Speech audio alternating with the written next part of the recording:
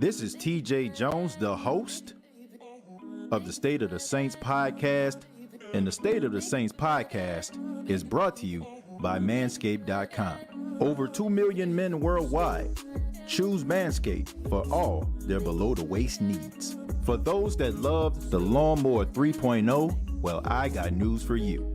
The Manscaped engineering team has confirmed that they have successfully created the Lawnmower 4.0. The Lawnmower 4.0 gives you the ability to turn the 4000K LED spotlight on and off when needed for a more precise shave. The new trimmer even allows you to customize your trim all through additional guards lengths, sizes 1 through 4. And looks-wise, it's sleek with a two-tone matte and gloss finish, even features a hot foil stamp, black chrome Manscaped logo. Show your more off loud and proud. Go to manscaped.com, use the promo code State of Saints, and you will save 20% off of the Lawnmower 4.0 as well as other Manscaped items. That's manscaped.com.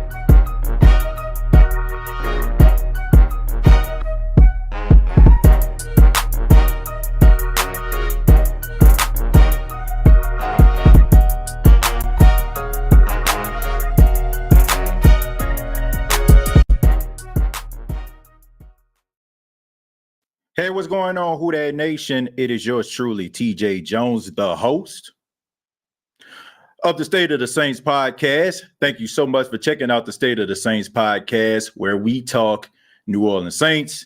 And as y'all can see, I'm at the radio station right now, and I'm standing up for this edition of the State of the Saints podcast because I'm going to be 100% honest with you, Who Dat Nation. Your boy kind of upset. I'm upset doing this show.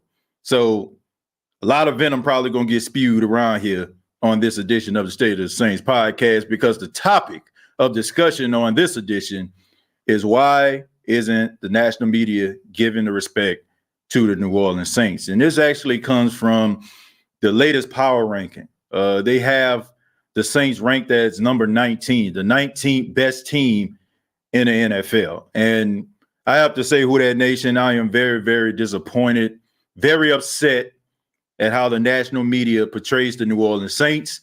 And this isn't like the first year this has happened. This has happened on several occasions where the national media decides to dismiss the New Orleans Saints with their preseason predictions or what have you. They have the Saints always missing the playoffs. They have the Saints always failing. They have the Saints always being dead last, picking in the top 10. And it just seems like to me that they don't want to give this team any type of respect. Now, before I get started with this whole, spiel, first I want to apologize to Ghostface Griller. Yeah, that's right. I want to apologize to Ghostface Griller. On last night, on the last edition of the State of the Saints podcast, he donated to the show through Super Chats, and I failed to read that. So want to apologize to Ghostface Griller. I have his comments up here. And for all those whoever, Super Chats I missed in the past, I do apologize. I appreciate everybody's support of the State of the Saints podcast. But Ghostface Griller donated $10 on the last edition. He says the hate for Jameis is real. It's sad to go through life not wanting to give someone a second chance. And I agree with that because this whole thing about the New Orleans Saints has a lot to do with Jameis Winston. And I have a few clips for you all, okay, to let everybody know that I'm not tripping, right? I just want to tell you all and show you all that I ain't tripping.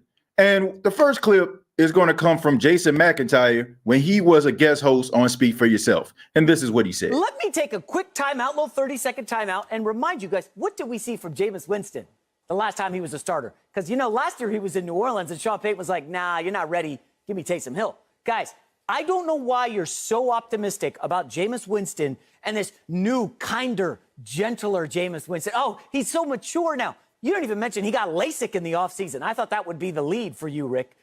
Jameis can now see again. We're all excited for him. Just let's look at the reality. When Hall of Fame quarterbacks step down, teams take a big step back. I mean, you can look through history. John Elway walks away from Denver. They lose 4 more games. Peyton Manning leaves Denver. They lose more games. Look at Tom Brady last year. Hall of Famer leaves New England. They crater. It is a fact. Look back 20, 25 years in the league. When a Hall of Fame quarterback leaves, the team struggles. And this idea that Jameis Winston, who, by the way, will not be throwing to Emmanuel Sanders, will not be throwing to Jared Cook, will not be throwing to Michael Thomas, who's going to start the season on the sideline because of surgery. I mean, LeVar, you look at this Saints wide receiver depth chart, you're looking at guys that you probably don't even know exist. They had a combined, the starters at wide receiver, 6 touchdowns last season. I'm just saying, this is real talk right now. If anything happens to Alvin Kamara, this Saints team is probably going to have a top 5 or 6 pick in the draft. Okay? This is not about Jameis. He's not a very good quarterback. I'm sorry, Rick. I hate to, start off on a negative note here to start the show. I know I'm Mr. Optimistic, but the fact of the matter is Jameis Winston's just not a good quarterback. Rick,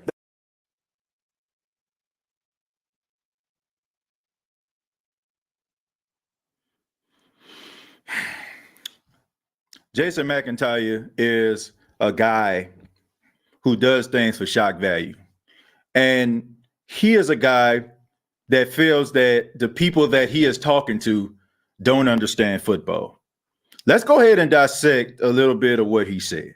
All right, let's go ahead and dissect this. Number one, he talked about quarterbacks that are legendary quarterbacks leave a team, and the team falters, right? He named people like John Elway. He named people like Peyton Manning, right? He named people like Tom Brady. But he did fail to mention people like when Joe Montana left, Steve Young was the quarterback. He failed to mention the same person that he tried to use to try to verify his point. Peyton Manning left the Indianapolis Colts, and Andrew Luck had the Colts in the playoffs and an AFC championship before. He even mentioned, he didn't mention Brett Favre and Aaron Rodgers. So for that particular situation, for every quarterback that you can come up with, I can come up with somebody to count at. They have a succession plan, and a succession plan leads to success.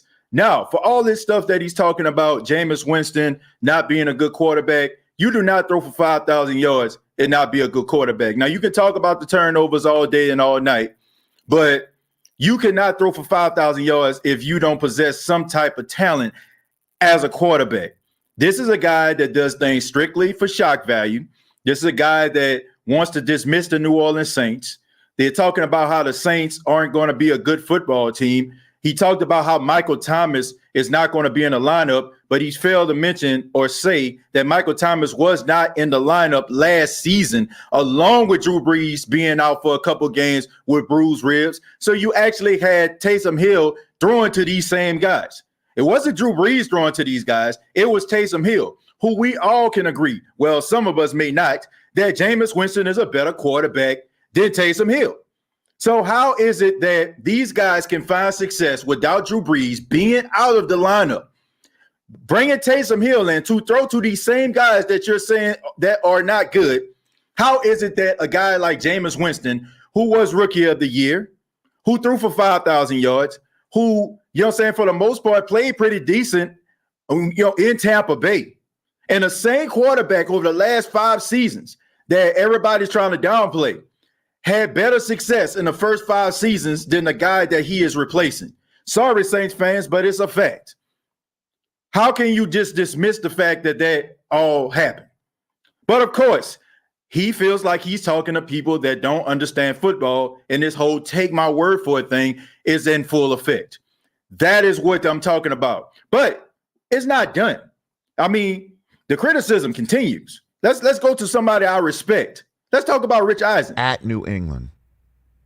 With Jameis Winston at With Jameis Winston at quarterback, which I believe is going to work out for the Saints, whose defense might be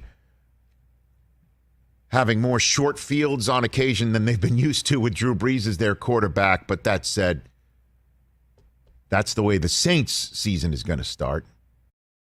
Oh, I think it's going to work, but the Saints defense are going to have some short fields. Really? You might as well just say this not going to pan out, because basically you just drew a shot at the guy saying that the Saints are going to fail and they're going to have a whole bunch of turnovers. See, this is that whole thing that even Yo Face Griller was talking about. People don't believe in second chances. Or do they? Could it be that they want to give second chances to the individuals that they want to give second chances to? Because when people talk about Jameis Winston, I tend to see different energy when they talk about other quarterbacks. For example, like Sam Darnold. Good for Sam Darnold. I think it's going to be two questions answered at one time. One is, was he a product of his environment? Or will he produce in his new environment? And will he produce in his new environment? Because I think a lot of evaluators, myself included, thinks that Sam Darnold got a raw deal playing for the Jets, especially playing for Adam Gase and that Adam Gase effect. How is it that a guy, let me pull up these stats. While I'm waiting, let me pull up these stats, okay? Give me a minute. Let me pull up the stats for Sam Darnold, okay? Let's look at his career stats, right? Sam Darnold, 45 touchdowns, 39 interceptions, a 59.8 completion percentage, 8,097 yards, right? Let's talk about his 2020 campaign. He completed 59.6% of his passes, 2,200 yards, 9 touchdowns, 11 interceptions. Now, how is it that they can talk about Sam Darnold being a product of his environment, but you won't look at the fact that Jameis Winston, for the exception of last year, Tampa found success with the all-time great quarterback in Tom Brady, and not the same team. You were not going to put the same team on the field with Tom Brady that you were going to put with Jameis Winston. They did not put emphasis on the running game. They did not put emphasis on the offensive line the way that they put it when Tom Brady became the quarterback. So how is it that you get a guy who was first pick overall?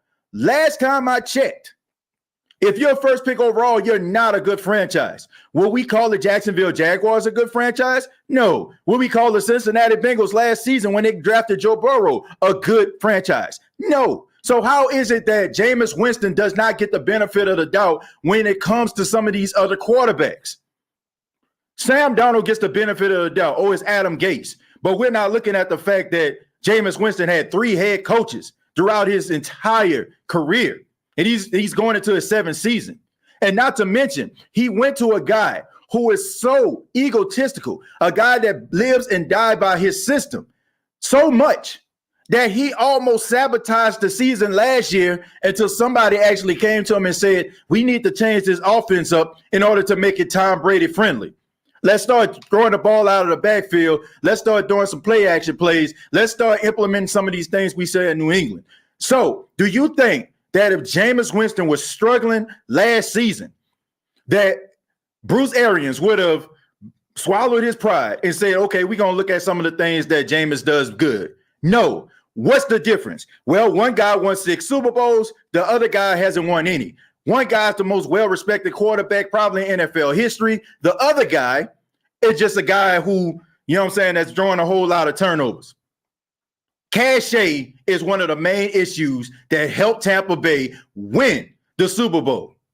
And the fact that people are looking at Jameis Winston like this dude is just an all-time failure. The fact that people are just looking at one season, a 2019 campaign, as if this dude was in his first year in the league, as if this dude wasn't rookie of the year, as if he didn't throw, a lower volume of interceptions, like maybe between 12 to 15 interceptions throughout his career.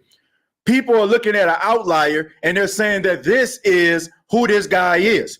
And they're trying to bring the New Orleans Saints team down in the process, because I'm telling you who that nation. I don't care what anybody says. There's an agenda that is out right now. The Saints do not fit the status quo of what the national media actually wants. They want ratings. They want nostalgia. That's why they continue to talk about the same teams, regardless if those teams make the playoffs or not, regardless if they find success or not. No matter if they keep on changing up coaches or changing up front office people, they're going to continue to talk about those people because it's all about ratings. If we're looking at teams based on success, based on playoff appearances, based on coaching, based on front office, why aren't the Saints always at the top? We give other teams the benefit of the doubt. I didn't see when Aaron Rodgers was out there on the street. I didn't see Aaron Rodgers when they didn't know if he was going to come back or not. I didn't see the power rankings drop the Green Bay Packers. I didn't see that. So all of a sudden you're saying, oh, Jordan Love, he can come in and he can light it up. How do you know? How do you know Jordan Love is going to light it up? Everything that we hear was he was struggling in training camp. But we're going to give them the benefit of the doubt because they're the Green Bay Packers, right? San Francisco 49ers don't know who their quarterback is going to be. Yeah, they got a solid defense, but they wasn't very good last year. So how is it that we're going to give them an opportunity? They're going through a quarterback battle with a guy in Jimmy Garoppolo that you're not sure on and a guy in Trey Lance who still needs to find himself as a quarterback. But you're still going to put teams like that in the top 10. Giving teams the benefit of the doubt based on situations that you feel are adequate. But looking at the New Orleans Saints, oh, they're not good enough. With Jameis Winston, a guy who threw for 5,000 yards, and the only thing that he needs to do is cut those interceptions in half, and you're telling me that the Saints are not a playoff team? You're telling me this isn't one of the most well-coached teams in the NFL? Are you telling me that this team can't make the playoffs when you have 7 teams now that can make the playoffs? That's a bunch of BS. I will not buy that. And I hope they're not trying to sell that to me. Maybe you can sell that to the masses or a bunch of people that don't like the Saints. Maybe that's what they want to hear. But this is a good football team.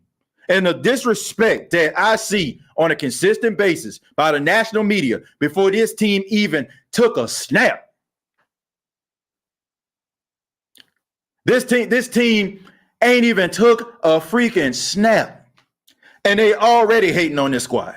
They already hating on the team. How is it? Every single year for the last 4 seasons, the Saints have been division winners, top 1, top 2, top 3 seeds in the playoffs. But all of a sudden, you're telling me that a quarterback over the last 2 years who missed 9 games is still the main reason why this team has found success. I love Drew Brees to death.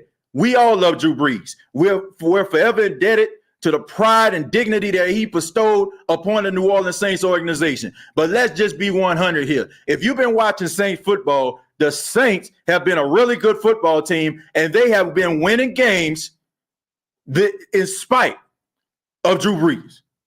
Drew Brees missed 9 games. 2 different quarterbacks came in, and the Saints only lost once. And you're telling me that a guy who has better arm strength, better intangibles than Taysom Hill, a guy who has better arm strength and better arm talent than that of a Teddy Bridgewater, not decision making, I'll give you that for right now, for what we've seen. You're telling me that you cannot win with a guy like that.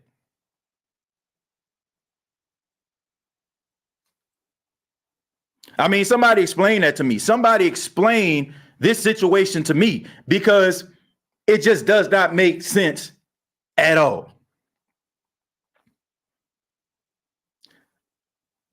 So, I mean, that's my spiel. That's my spiel, man. I'm going to go ahead and go to the comments. I apologize, but I had to let that out. The disrespect that the New Orleans Saints get year after year is just downright ridiculous. Ridiculous. Like, how is it that teams get the benefit of the doubt based on coaching, based on front office, based on the moves and shakes that these people make? How is it that these teams can find success? How is it that a team like the Cowboys, what have they done? Seriously, what have they done besides grace the field with those silver hammers with a star on there? How is it that these guys are constantly ranked in the top 10? How is it that they constantly get the benefit of the doubt? Oh, they got the talent, but that talent hasn't showed up. Defensively, they couldn't stop a nosebleed. Offensively, they couldn't keep a drive going to save their mama life. But yet, year after year after year, we have to hear ad nauseum about this mediocre football team. Just because they feel like the Nielsen ratings at the end of each quarter is going to give them the results that they want. So they downgrade good, decent teams like the Buffalo Bills, the New Orleans Saints, the Minnesota Vikings, the Rams, the 49ers, to talk about this trash that hasn't seen a Super Bowl since Friday, the first Friday with Chris Tucker and Ice Cube, great style big screens. This is what they're trying to feed us, folks. They want to tell us every single year that the Cowboys are contenders, but the Saints are pretenders. Are you kidding me? Like, what is this we talking about here? This is a straight up 100% joke. That is one of the reasons why if somebody calls me, a shock jock, I get ticked off because I don't fall into that category. Neither would I want to fall into that category. I'd rather sit up here constantly, week after week, day after day, to give people the real than to sit up there and soil myself with, and disrespect people by just giving them a bunch of nonsensical rhetoric that I know ain't true. Ridiculous, man. It's hard to be a black quarterback nowadays because they want to see the white boy shine. Look, I don't know if it's a black or white thing or it's just a fact that they don't want to see a person succeed in general, except for the people that they want to, right? You know what I'm saying? They got their picks and chooses. I can't say that because, they praise people like Russell Wilson. They praise people like Patrick Mahomes. You know what I'm saying? Even before all the situation with Deshaun Watson, he was up there, and Lamar Jackson. So you have those guys. But if you want to talk about short leashes, now we talking. You know what I'm saying? If you want to talk about, not being able to have a down year, now we talking. But to say that they don't want them to be successful, no. But as far as maybe taking steps back when when they showed they can show you success, then we got something. Sam Darnold is trash. Look, I'm not saying that the dude trash. I'm not saying that he can't resurrect his career, Brian. I'm not saying that at all. What I'm saying is, how is it that this guy gets the benefit of the doubt? Oh, it's the system. Oh, it's the coaching. Oh, it's the organization. Excuse me. Tampa Bay, they won a Super Bowl, but they haven't seen a playoff since 2007. I was a junior at Jackson State University when them boys made the playoffs. I was a junior. I'm 35 years old. So I feel like they kind of fall into that same category as the Jets. I'm just being real, folks. If you want to talk about one team, let's talk about another. We can't just negate the fact that they've been a train wreck just because they found success one year. That don't negate the fact that those guys were struggling before Tom Brady got there. So where was Jameis Winston? Where was he at? Was he in New England? Huh? Was he in Kansas City? I mean, I'm not sure. Like, where was he? This team is basically on the same playing field. And like I said, this ain't a knock at Tampa Bay or nothing like that. They won a Super Bowl. They got bragging rights, but they have not been a really good franchise. The most diehard Buccaneers fan will tell you that. I dare to say maybe a skin color. I don't know what the heck it is. I hope that ain't the case, but it's ridiculous. All day, every day. Because he's black, sometimes that's the answer, and we try to avoid it. We've been on this ish list for years. I don't expect that to change anytime soon. Absurd. Preach. I ain't scared to say it. It's because Jameis Winston being a black quarterback has everything to do with it. Look, all I'm saying is this. I do think that, in some cases, right? I think in some cases, it's because of the color of their skin. I will say that. But I think that in other cases, it's because people want to act a fool and joke and be entertaining and yell and scream to the top of their lungs and be looking all crazy and sipping and eating cookies and stuff like that while somebody else talking for the entertainment factor of it. So saying that he a bust, saying that he trash, saying that he not a good quarterback, It's going to create rhetoric. You know what I'm saying? It's going to create narrative. It's going to create tweets. It's going to create follows. It's going to create clicks. And that's what some of them really want. Now, I would be lying to you if I said in some cases, it is probably based on the color of their skin. But you have some people out there that are just doing things for shock value too. This ain't nothing but privilege. That's all this stuff is about. Jameis Winston will get more criticism than Sam Darnold. That's sad. I love when the Saints get slept on. Look, it's not even like, look, I just want fair. I just want what's fair. I just want a fair exchange. Like, it bothers me when I know people are selling me nonsense. It bothers me when I know people are not being 100 with me. It bothers me when I know people are doing things for nefarious reasons. It bothers me. It bothers me because I know what they're selling isn't what people need to be buying. And there's a responsibility as media members to give people what they need to hear and come through with the facts. They got too much stuff that is wrapped up in opinionated pieces that people are selling as facts. These are not facts that people are saying, or they tell you half truths. Like, for example, at the beginning of Jason McIntyre's diatribe, right? He says, Sean Payton went with Taysom Hill over Jameis Winston, making it seem like Jameis Winston was so bad last season that he couldn't even see the field. But let's look at this, and we, as Saints fans, people that follow this team day after day, how irresponsible is this? That you know for a fact that the reason why Taysom Hill started over Jameis Winston is because Taysom Hill was in a contract negotiation, and one of the perks or one of the stipulations was if something was to happen to Drew in the season, Taysom would get an opportunity to start. Sean Payton told Jameis Winston this before he even signed with the Saints. Now, we know this as Saints fans, right? We know this. We know that's the case. But they're selling to the general public, people that may not follow the Saints. And with this, they're creating a narrative as if Jameis Winston was so trash that he couldn't even start over a guy that a lot of people consider as a tight end masquerading as a quarterback. That is irresponsible. That is irresponsible. If you're going to tell a story, tell it all. They'll say things like, they say things like this. Like I said, as a casual fan that probably don't follow Saints football, now you got stuck in your head, oh, the Saints are doomed. Because if he's not better than Taysom Hill, and we know that he's not the best quarterback in the world, oh, they're going to fail.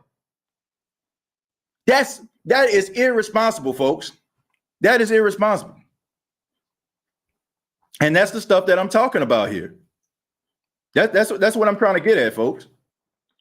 Who cares about the media? Why even talk about them? I talk about them because, number one, I like to consider myself as a member of the media. And I know for a fact that I try to do my best to try to give people the skinny, the real deal Holyfield, okay? When I get behind this mic or my mic at home, mic at my office, I don't try to get behind the mic and just try to sell you guys a bunch of nonsense. I tell people all the time, even if this is your first time checking out the podcast, I do not do podcasts if I know that I'm not going to give you my all. I haven't done enough research in order for me to get behind the mic because I owe it to the general public. I am not trying to make it based on the fact that, oh, I'm so super entertaining, or, you know what I'm saying, I give you all this different shock value type rhetoric. I don't do that. And I just feel like the media has a responsibility. And yes, it's good to be entertaining. And yes, it's good to make people, gravitate to you and tune into what you're doing. But as a member of the media, you have a responsibility to give people the facts, not what you consider are the facts. If you want to give people the facts and then give your opinion based on those facts you've given, fine. But some people are making these opinionated pieces facts. And you have people that don't know how to decipher opinion pieces from facts, and they run along with this information and they feel like they get the truth, but they don't. That's the reason why I'm upset. That's the reason why. I'm gonna scroll down a little bit. I'm gonna go to Kim. I think the national media just don't like us, but hey, it's cool. We all we got. You know, I don't even think it's just the fact that they don't like us. I said it before. I think it's America to me loves nostalgia. This is my opinion. America loves nostalgia. That's the reason why you have all these different movies that we used to watch as kids come back out, and we run to the movie theater to watch them because we love nostalgia. And football, when it comes to the media, is nothing but a bunch of nostalgia. If your team is known for having historical significance with Super Bowls and you know what I'm saying, NFL films and all that stuff right there, they give you the benefit of the doubt. No matter if you're a successful franchise, you're on the brink of being a successful franchise, or you are a successful franchise. They give you the benefit of the doubt. When you have other teams emerging, they don't want to talk about those teams because they feel like the people that's going to look at their shows, they've probably been football fans for a long time, and they've been following these teams that have been extremely successful since the 70s. So that's the reason why they bring out the Packers. That's the reason why they bring out the Cowboys. That's the reason why they bring out the Steelers. That's why the reason why they bring out New England, because for the last 20 years, they've been the most successful franchise in football. They bring these teams out, the Giants, the Eagles, all because of these rivalries, these historical rivalries. And the teams that are on the come up, that have success, that have the right coaching in place, those teams they fall by the wayside. Unless like something tragic is happening to the team or they want to expose that team's failures. For example, they want to talk about the Saints making the playoffs constantly. But when Michael Thomas had a problem with Sean Payton or what they thought, I mean, that was on everybody's TV, right? Oh, the Saints are imploding right before our eyes. Oh, they're going to fail. Look at this. They can't even get Michael Thomas in place. Oh, they lost this. They lost that. All hope is lost. But the Cowboys lose Dak Prescott. But tune in, 7 o'clock, prime time, NFL on NBC. We got the Dallas Cowboys, 2-7, taking on the New England Patriots. You don't want to miss that. Will the Cowboys win the NFC East at 2-7? Give me a break. Give me a break. The only reason why the critics are counting us out because Breeze retired, TJ point blank, period. Who that? But that's the thing. That's where the responsibility comes in. The Saints have won 8 games without Drew Brees over the last 2 years. So saying that the Saints cannot find success in the absence of Drew Brees is not true. It's not. If we're going to base power rankings based on the things we have seen or the possibilities of things that could happen, why can't the Saints be in the top 10? Like, I can care less about this because if the Saints start winning, they're going to move up the power rankings. But I'm just saying, if we're doing this based on what we have seen over the last 2 years, we've seen the Saints with 2 different quarterbacks. One guy a lot of people consider as a tight end masquerading as a quarterback. I don't fall into that category. I think, Taysom Hill is a good Swiss Army knife, but he can throw the football too. But what I'm saying is, based on what you have seen, based on the narrative that they're bringing out, how is it that the New Orleans Saints can't get the benefit of the doubt, but the Dallas Cowboys, who have missed the playoffs, 2 years in a row? They get in the top 10. 49ers missed the playoffs. They get the benefit of the doubt, right? Green Bay didn't know Aaron Rodgers was coming back until about a couple weeks ago. They get the benefit of the doubt, but not the Saints, though, right? Somebody help me make sense of that. Somebody help me make sense. Help me make sense of that. Corey says people forget Sean made Drew who he is, made him a smarter player. Remember the Chargers drafted Eli Manning because they were done with Drew, but he requested a trade and they got stuck with Rivers. Jameis is going to be Gucci and prove everyone wrong. Corey, you make some valid points there. Number one, the point that I would say of Sean Payton making Drew Brees, I think it's a collection of both. I don't care how great a coach is. If you don't have the talent, the skill set, the know-how, and a drive to be a great quarterback, it's not going to happen. All right. So we got to give Drew some credit in that regards. Did he open up the playbook in order to allow Drew Brees to succeed on a high level? Absolutely. I think it takes two to tango. It takes two to make the thing go right, as the song would say, right? So I would agree with that. Okay. But I think a lot of that stuff had to do with A.J. Smith, who was the general manager of the Chargers at the time. Everybody wanted that Rob Johnson type quarterback, 6'6", 6'7", looking strong and tall in the pocket. And, you know, Drew Brees didn't fit that mold.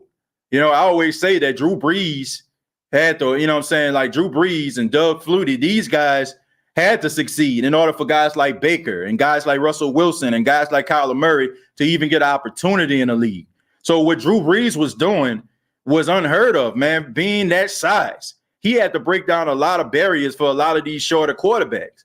So I just think that he didn't fit that status quo. Thus, the reason why they decided to go with somebody like Eli Manning, who's 6'3", or Phillip Rivers, who was 6'5". So I just think that it was that old mind frame of what a quarterback needs to look like. But I just think that Sean Payton, even back then, wanted to prove the naysayers wrong. I always say, man, Sean Payton is like my grandmother when she used to go to those garage sales when I was a kid. You know, she used to buy all these different things, and when she used to get home, my grandpa used to see the van coming up to the driveway. You know, he'll let off that big sigh because he thought, man, she's just gonna have a whole bunch of stuff we don't need. And then you find my grandmother moving stuff out of her van, and you see some of the same stuff that she got from the garage sale being used in all different places.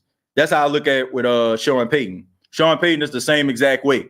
Sean Payton is a guy that can utilize a guy's strengths and take a guy that a lot of people would probably write off and make some work out of, get some work out of. So, but I want to say thank you all for checking out the State of the Saints podcast, and just want to remind you all that the State of the Saints podcast is brought to you by Manscaped.com.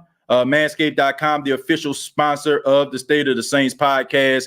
Use the promo code State of Saints. You will save 20% off of your purchase. Once again, Manscaped.com, search State of Saints, or use the promo code State of Saints. You will save 20% off. Let's get back to the comments. Not that big of a market like Cowboys and Packers. The league is run by businessmen. They boost the teams who will be bringing big money. Well, look, I'm not the smartest man in the world. Awesome. I understand the Cowboy aspect, but I don't understand the Green Bay Packer aspect. Green Bay is making it off nostalgia with Vince Lombardi and Bart Starr. That's what they're making it off of, and Brett Favre. You know, New Orleans is much bigger than Green Bay, Wisconsin. I will tell you just that. It's the nostalgia act. It is the nostalgia of the National Football League that is making these teams work. You know, and I mean, I'm just saying, if we're basing attention on success, some of these teams shouldn't be talked about. Winston is coming off a 5,000-yard season and has the best O-line and vision of his entire career. We will be all right. Jameis just go through his progressions and check downs and not try to do too much. Yeah, I mean, I think that would work for him, Sean, if he does that. But I'm just saying that people not believing that this guy can do that is like laughable. You know what I'm saying? Like, it's ridiculous. He can do these things. He can get it done. Like, people act like this dude was throwing for 30 interceptions every single year of his career. And, like, people will say stuff like, Peyton Manning threw almost 30 interceptions. Brett Favre, it's a different league. But, yeah, it may have been a different league, but let's pay attention to this, folks. Let's take a look at this. They still was throwing the football all over the place based on the talent and the arm strength of these quarterbacks. So regardless, they threw those amount of interceptions. So I just don't understand it. And like I said, it's not like this guy played his first season. It's not like he didn't have other seasons that were formidable. Packers have been to the NFC Championship game the past 2 seasons. I'm sorry, that's not nostalgia, TJ. I mean, look. Where were they the last couple of years? Now, I'm just being honest. Where were they the last couple of years? They went to back-to-back NFC championship games. But before that, they were a team. Let's put this into context now. They were a team that had Aaron Rodgers and a high-powered offense, Mike McCarthy as their head coach, and they could not put together a decent enough defense. So my question is this. How is it that a team still, like they still was talking about them, still acknowledging their greatness, still acknowledging Aaron Rodgers, still putting these boys on the TV every single time, in spite the fact that we all knew that their defense couldn't stop a nosebleed? They still got the benefit of the doubt. If the Packers are losing, they're still going to get talked about. When the Chicago Bears was really good, when the Minnesota Vikings were, really good, winning the division, they still were talking about the Packers. They still put these guys into the storylines, is what I'm saying. But if it's the Saints, it's never anything positive about this team. If the Saints beat the Patriots, it's never going to be like, oh, the Saints did a good job, the Saints neutralized the Patriots. No, it's going to be the Patriots, what did they do wrong to not be able to beat the Saints? It's never like, oh, the Saints aren't good enough to beat the Patriots beat themselves, and this is how we're going to show you how they did it. The Green Bay Packers went to back-to-back NFC championship games. That is true. I will not dismiss that. But the Saints have won more regular season games than any other team in the last 4 seasons. They went to the NFC championship game in 2018. They went to the divisional round of the playoff last season. So just because the Green Bay Packers took one step forward than the New Orleans Saints over the last couple of years does not mean that they should get, I mean, somebody make that make sense to me. If we're looking at success, right? If we're looking at a team that has a really good quarterback and a questionable defense, how is it that the New Orleans Saints get pushed to the side, the Green Bay Packers don't? When they went through the same exact situation, great quarterback, mediocre to below average defense. That's all I'm saying. Somebody help me make sense of that. I'm just saying, like, if you can't tell me that nostalgia doesn't have something to do with the fact that they continuously talk about the Green Bay Packers like that. I don't believe that. Mr. Rob, you're right, because Vikings cry. Double standard, man. Who that? Inevitable. Nah, brother, Rams are definitely disrespected. Maybe not as much as the Saints, but they are. Look, I mean, the Rams to me, I think they always get that attention because of Sean McVay. I mean, he's the youngest coach in the league. He's an offensive innovator, and they want him to be the next coaching superstar. So you try to elevate a guy like that. Not to mention the fact that they're in Los Angeles, and a lot of people consider them as the real Los Angeles team. And no disrespect to the Chargers, but that's just what it is. Nobody's looking at the Chargers as being the official team of Los Angeles. They always look at the Rams. So didn't Brad Favre have a 20 touchdown, 29 interception season once? It was something like that. It was something like that statistically, But like I said, that's just the way things go sometimes. John says people like Nick Underhill said that we're going to be a terrible team this year. Nick Hill. You're saying Nick Underhill or Nick Hill? We're going to be a terrible team this year. TJ is just sad that they think of us. I don't know if we're talking about Nick Underhill. I hope not. I don't think Nick said that. But I don't know exactly who Nick Hill is. But if he said that, then I just think they're sadly mistaken. Packers have been to the NFC Championship game. Oh, yeah, I already read that one. Like I said, I just feel like Mike McCarthy is where he belongs in Dallas. I agree. Being a puppet that he can be to keep a check and let Jerry Jones run the organization and the team. Chargers are like the Clippers. Basically, that's That's a good example right there, Toothpick. You're absolutely right. Jamal said, man, in fact, I'm tired of hearing about the Packers. Look, I ain't got nothing against the Packers. I really don't. I ain't got nothing against them as a team. Like Tuck said, they went to the NFC Championship game 2 years in a row. I ain't trying to, I'm just using this as an example. It wasn't always like this, okay? Before Matt LaFleur got there, it was good offense, mediocre, below average defense.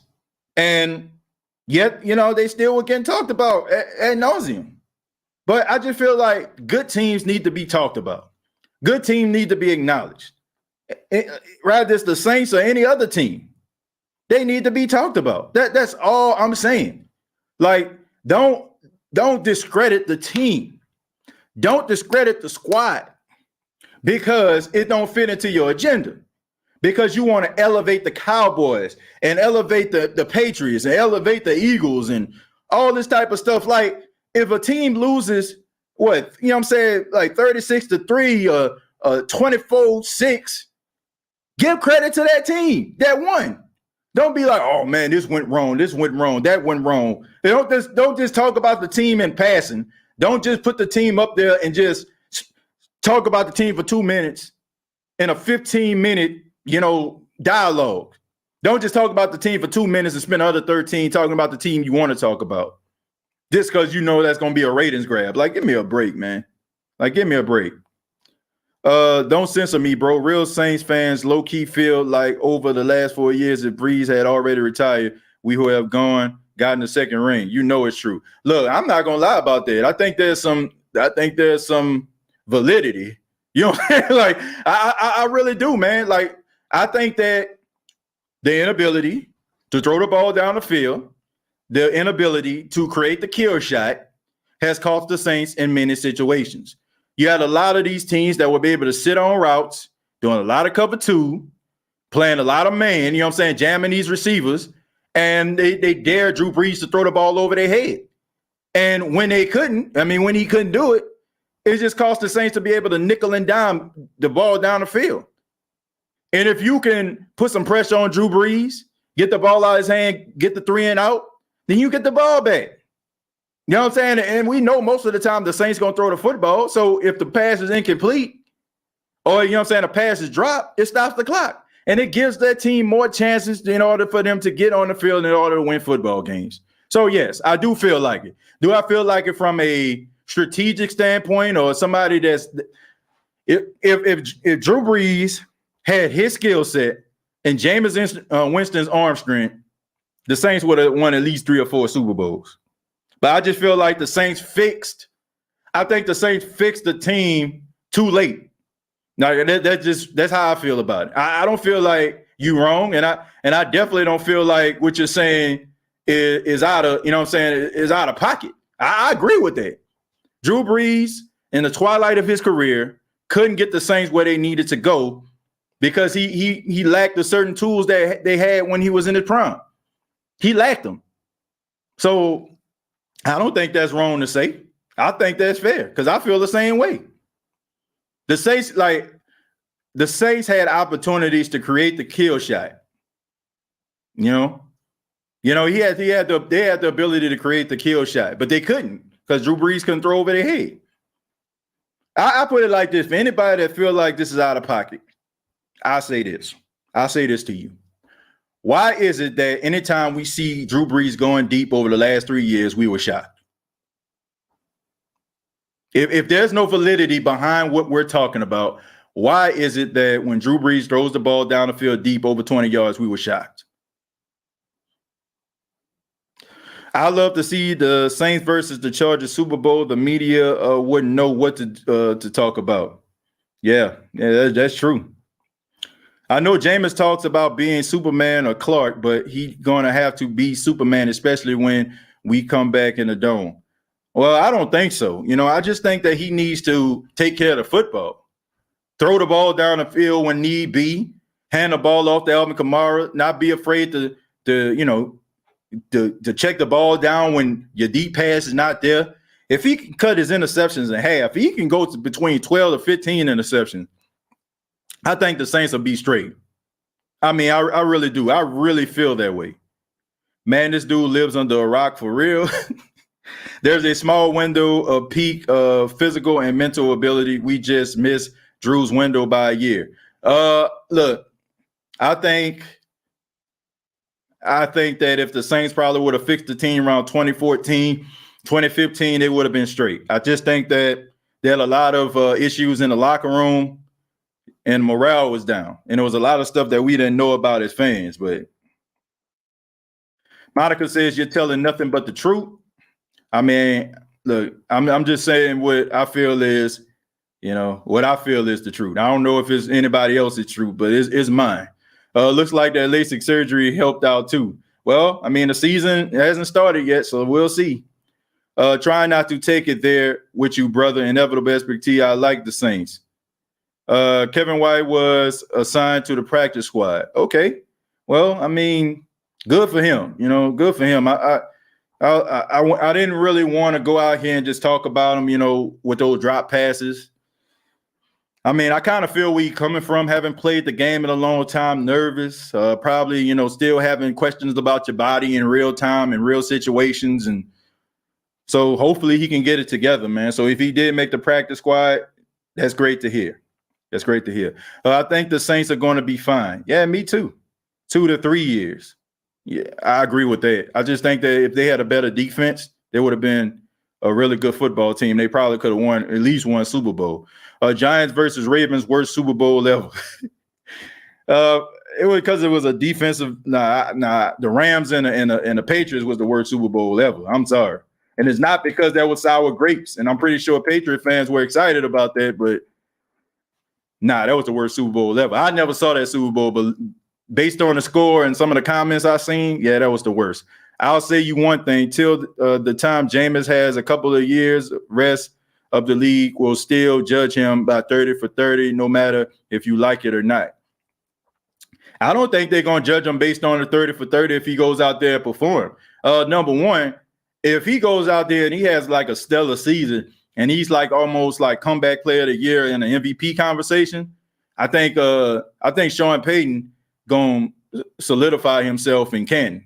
Like, I'm serious. Like, we already know as a coach, taking a struggling franchise to their first Super Bowl, taking a quarterback that a lot of people consider undersized and turning him into a legendary quarterback. If he can take a guy that a lot of people have written off and said that he's not good and said he's a turnover machine, if he goes out there and put this dude into MVP conversation, or if Jameis leads the Saints deep into the playoffs, or need I say a Super Bowl, Sean Payton is going to the Hall of Fame. I think that Sean Payton is on the cusp of the Hall of Fame. I think he need a couple more winning seasons to solidify himself. But if he can do this with Jameis Winston, he going to the Hall of Fame. There's not a doubt in my mind.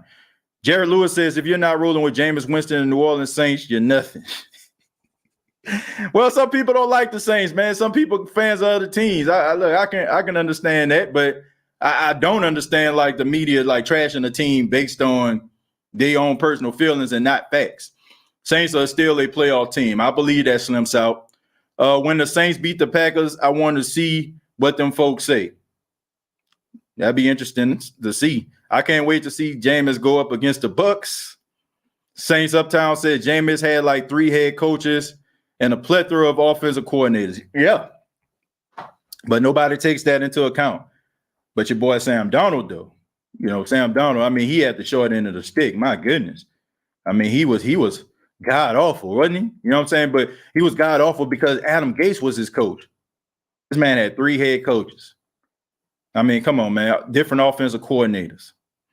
Still don't get no respect. I'm going to read a few more, then we're going to get up out of here. Neil says if Sean Payton can coach Tony Romo to winning seasons as an undrafted free agent, playing with the first-round quarterback in Winston is going to do well. I agree with that.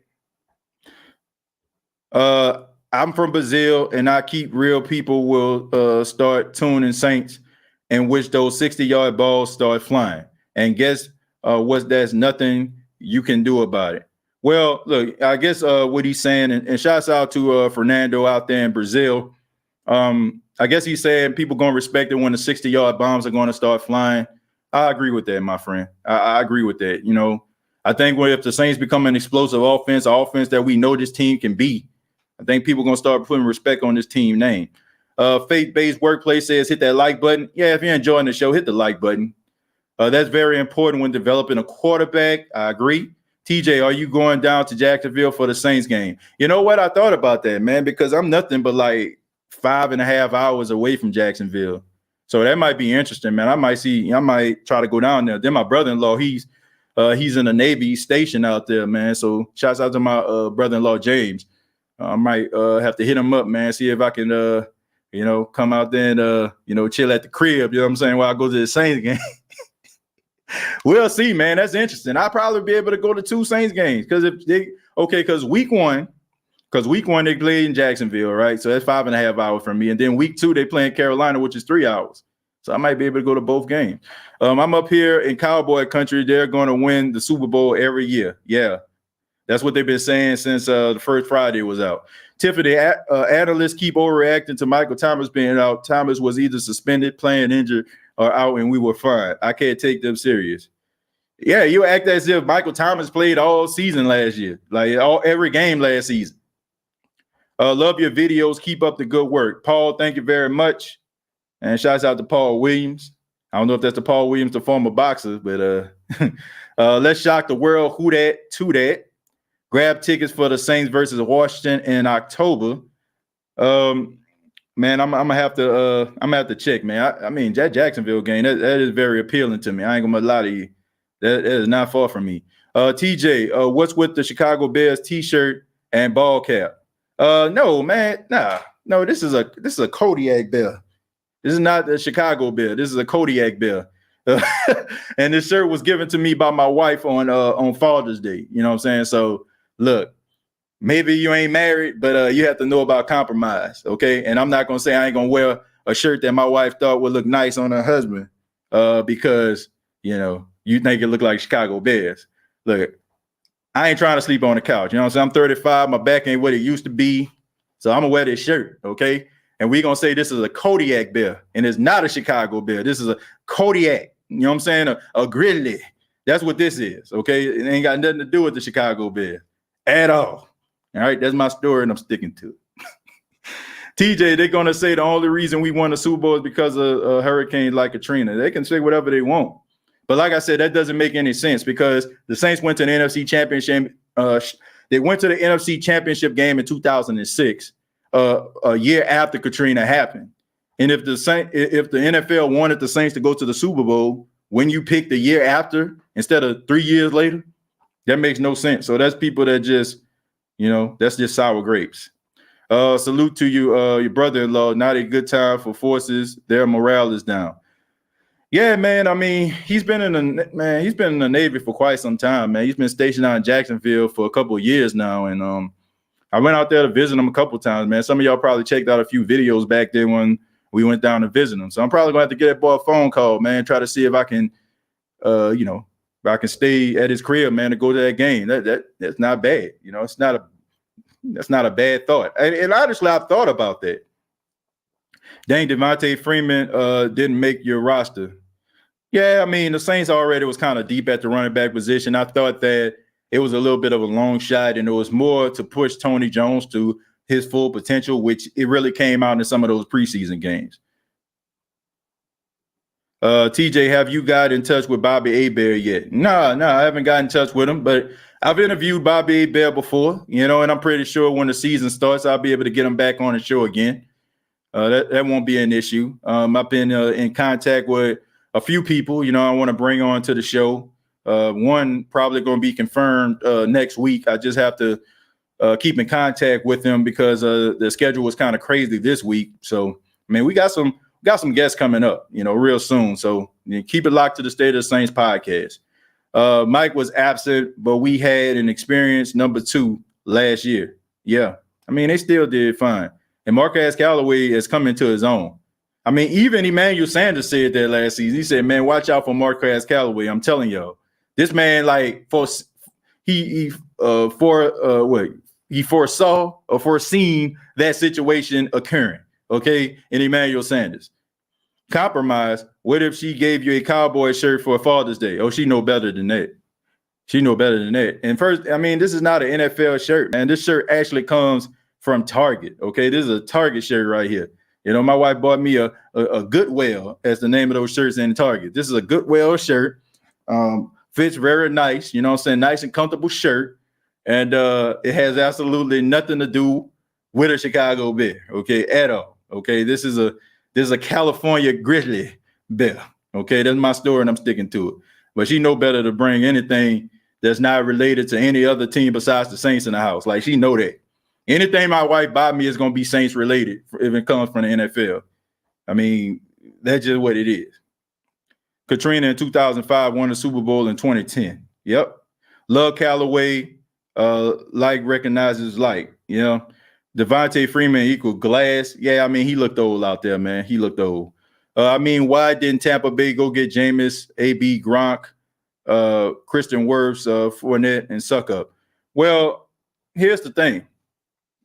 They were going to re-sign Jameis, but see, this is how it went. Drew Brees was really considering retiring last season. The team that was on Tom Brady's radar was the Saints. The Saints were his first choice. He was going to sign with the Saints. But when Drew Brees decided to come back, Tampa realized that, hey, man, this is a great opportunity for us, man. We can actually get a six-time Super Bowl champion. So guess what? If you have opportunity of getting a six-time Super Bowl champion versus a guy that, you know, been up and down and erratic with the passing, who are you going to go with? They were going to sign Jameis back if Tom Brady didn't work out. And, you know, the only reason that wouldn't have worked out if Tom Brady would have signed with the Saints, because the Saints were his first choice. Such is life, right? Target better throw you some money for that shout out, man. Hey, man, I like Target, man. And that's my wife's favorite store. Like, if my wife missing for 3 hours, I already know where she at. Okay. I ain't even got a second guess. Okay. I just gonna roll up to the Target and I'm gonna see her car out there. But she loves that store. Spends more time at that store than she does at home on her off days. The media forgets the Saints swept Tampa in the regular season last year. Yeah, man, but they beat the Saints when it counted, and that's what they're going to hold on to. Who is disrespecting the Saints? I think talking heads were praising Winston. No, Sam, not at all. Swept the whole division 6-0. Experience means something at wide receiver. Callaway showed out last year, but the sample was small. The sample, I guess he's saying the sample was small. We need a possession receiver. Well, we don't know that for sure, Sam. Like, we can't say that guys can't elevate themselves. And we can't say that based on the fact that we can't, like, think about this, dude. Think about this. Michael Thomas' first season, he played really well. What did the Saints do? They traded Brandon Cooks because they saw that Michael Thomas was going to be a legit threat as he develops in the system. All I'm saying is this. Sean Payton is a very strategic, cerebral guy.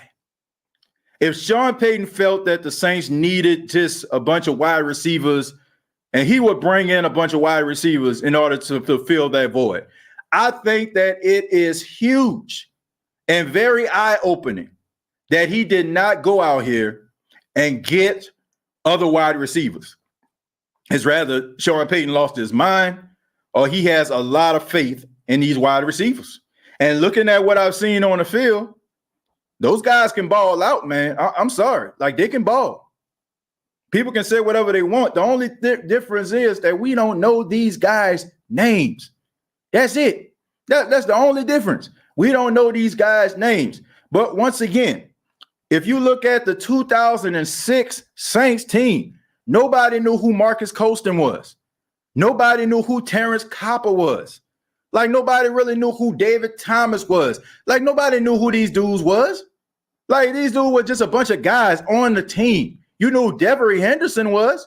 But if you ain't go to LA, if you wasn't a fan of LSU or didn't watch the Bluegrass Miracle, you don't know who Devery Henderson was. Devery Henderson was a guy who had a whole bunch of speed and bad hands. But they turned these guys into a formidable group, and these guys are some of the most well-respected receivers as Saints fans that we've ever seen. But they didn't start this way overnight. It took a quarterback with a bum arm, that coming off surgery on his rotator cuff to come here with a collage of guys and made these guys relevant. I see the same situation happening again.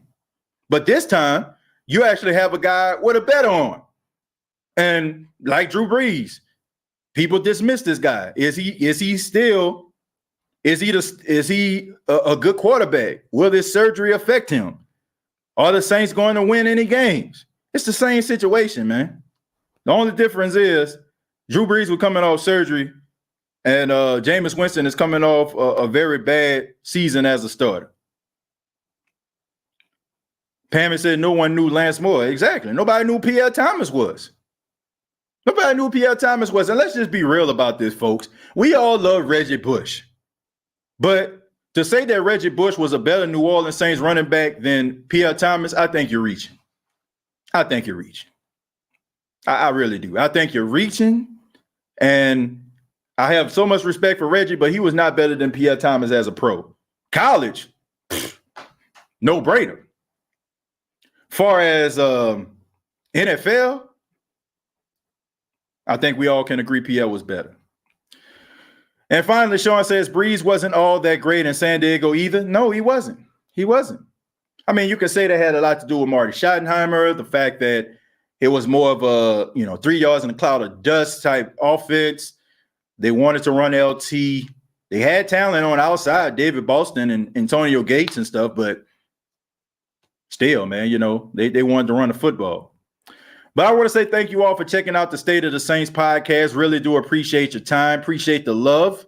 And also, before you get up out of here, make sure that you like the show, give your boy a thumbs up. And also, if you have not already, subscribe to the YouTube channel, youtube.com, search The State of the Saints podcast, facebook.com, search The State of the Saints podcast. Previous episodes available on iTunes, Spotify, iHeartRadio, Anchor FM. Hope everybody has a good day. My prayers are still going out to the people that are affected by Hurricane Ida. I hope that you all are being safe. Just make sure that, they're